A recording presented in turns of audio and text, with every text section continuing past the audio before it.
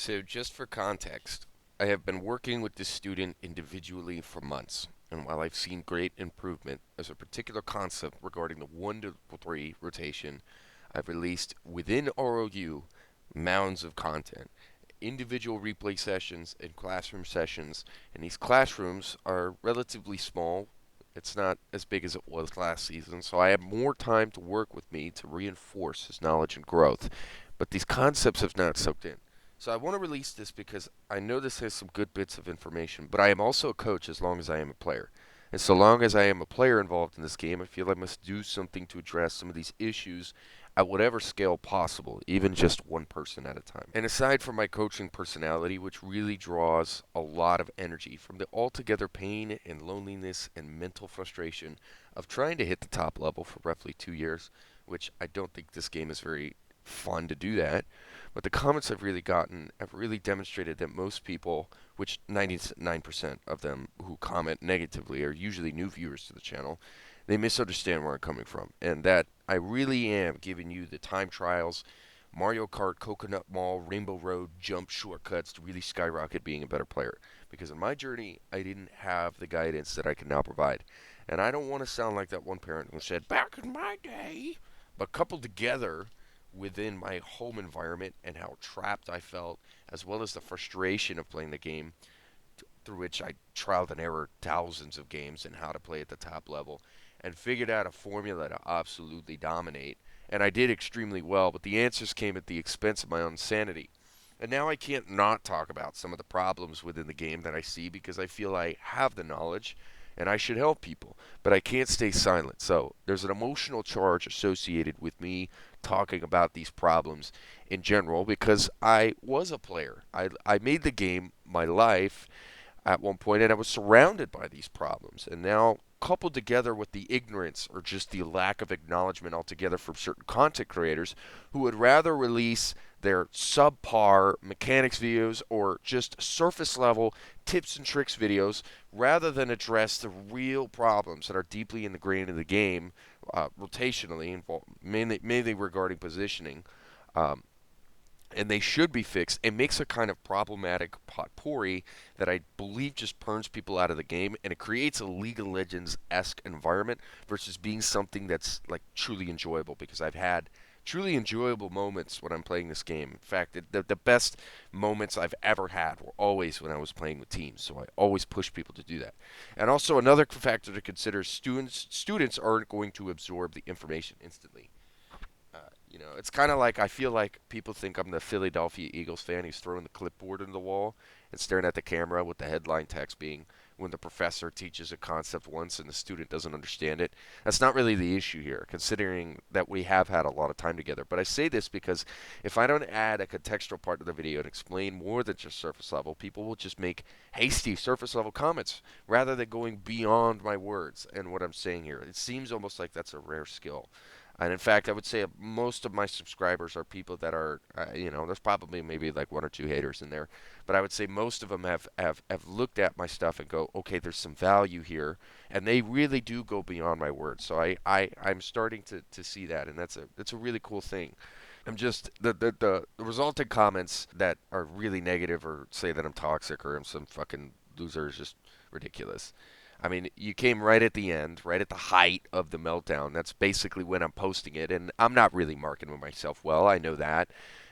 You're just seeing the welling of emotion and there has been an incredible amount of information and technical reinforcement from classroom sessions, and plus my experience for years and years and years with ranked. I mean, figuring out those answers really did take a little bit of my sanity.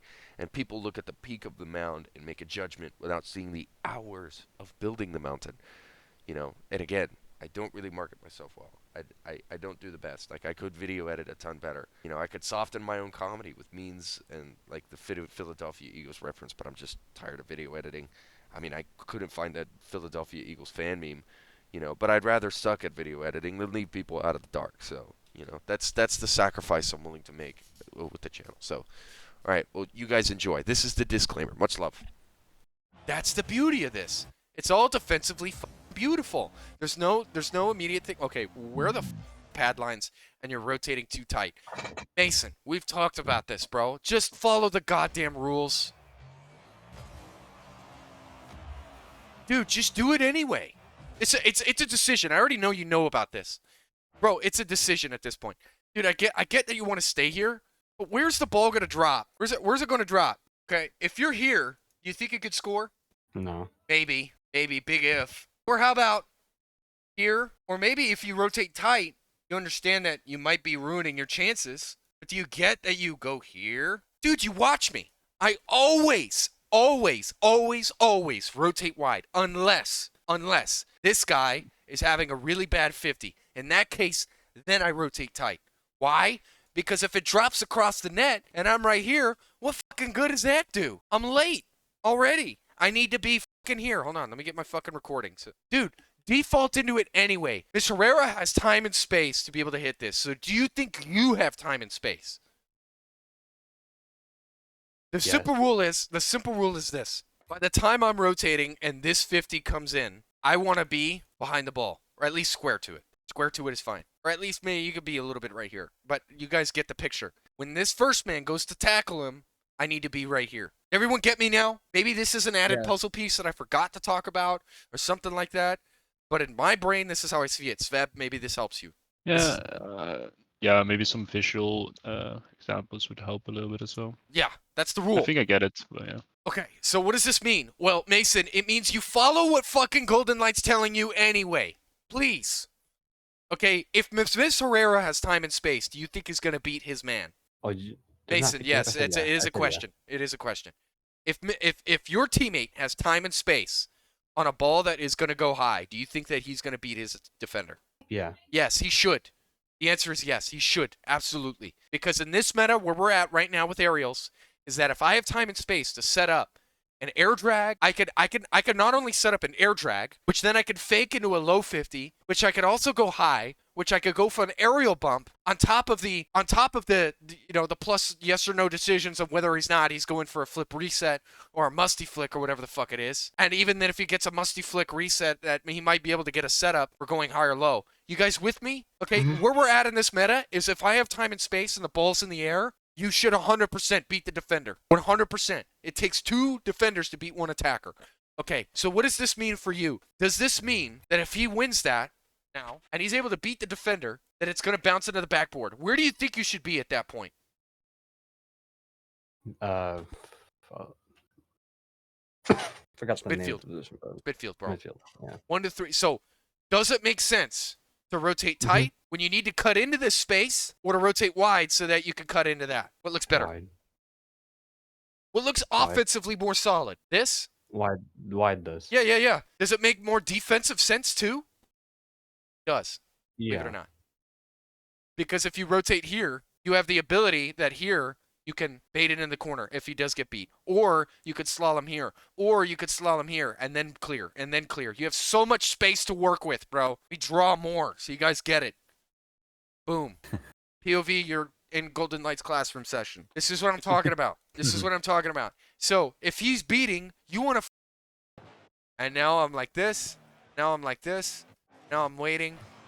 Oh my god. Look at that. I'm not a prophet. You guys say it. They're like, look, I don't know how you know. I don't. I just put myself in the most likely spot. That's it. Dude, literally, it was right there. All you had to do was wait. But instead, you're right here. Do you think you're going to score this if you're right here? No. Fuck no. But if right here. Oh, no. Yeah. Drake meme. You know what I'm saying? If you default into this position all the time, miss out on everything. Mason, this is what I've been trying to get you to understand. But you keep fucking with me. And you keep sending me these bullshit replays of you rotating in tight. How many fucking weeks are we in ROU? I've been saying to fucking rotate wide. Do it anyway. I'm losing my fucking mind. How the fuck are you going to put money down and then not listen to me? You're fucking killing me. Dude, I'm repeating myself. Every fucking coaching session, it's the same thing. Just do it. Here. And then if you need to rotate tight, then you could default into that. Then you go into the midline. If your teammate sucks. But he should be winning the 50 anyway. That's my thing. You should be playing for what he should be doing. And this is why also it's going to ruin rank for you. So I'm sorry in advance. Sorry in advance. I will ruin it for you because your teammates are less than dependable and your teammates should be at least somewhat dependable. This is how it is right now. And it's unfortunate. I'm sorry that you guys have to go through this. And I'm trying to figure out methods and ways that you could avoid dealing with non-dependable teammates. Not talking about you, Red, but most of general your solo queue teammates. They will not even do half of what you did on the dribble. And I'm like, holy, and I lose my mind. And then I go into, and then I post it on YouTube about why the training sucks in Rocket League. And then everyone in the comments is going, why is this guy so angry? Why is this guy, bro? He's so mad. Go outside, bro. Are you dumb? How does me going outside at all fix the problem when I'm trying to fix it? God, that shit kills me.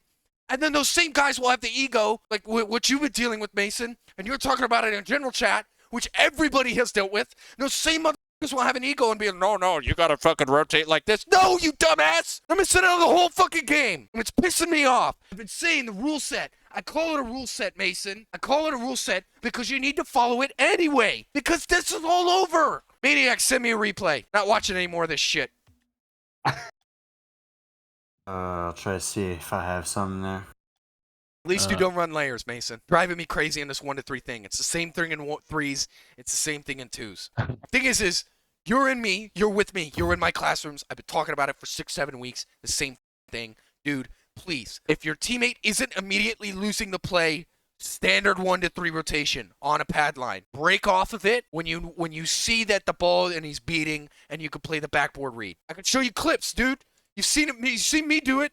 Inside close, outside close. I call it a million different things. It's all the same dude. Outside close. Let's look it up. Mason, you just gotta force it. Like it's probably awkward because you're never actually in the right spot. But if you're awkward in the right spot, that is where GoldenLight comes in to help you. Bro. Because he's like, okay, you're in the right spot. Boom. Now I can help with how you actually want to do it. Mason, are you looking at my fucking screen right now? Uh-huh. You hit GC2 if you just fucking do what I'm telling you. You have the max. You don't suck. You just go cross-eyed. You go, I'm gonna rotate back inside. And then you miss out on fucking free net opportunities, man.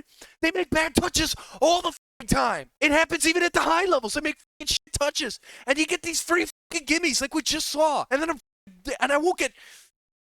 Oh, God, dude. Kill you so much. No, because it's not just him. It's not just him. It's every coaching session from 2020 forward. I've been talking about it. And then when I talk about it for another fucking 6 weeks when we do all this stuff and the training and all that, and then I see you rotate inside him. It's everything and plus what you're doing. So it's not just the 6 weeks on top of that. It's the fact that I play ranked and I deal with those fucks with the egos who want to sit there and defend themselves when they're being fucking stupid. And then I fucking deal with that for years. So I go, okay, I want to stop talking shit all the time because I feel so ass. It sucks. Me having to just sit there all the time and go, you don't understand what I'm saying. Please watch a video of mine on YouTube. You don't get it. And then for years, now I have now I'm here equipped with the ability to teach somebody and go, hey, don't be that guy. And then you turn into that guy. And God damn it. Turn into fucking... Jeez. Oh my god. Damn. This is old video. Okay.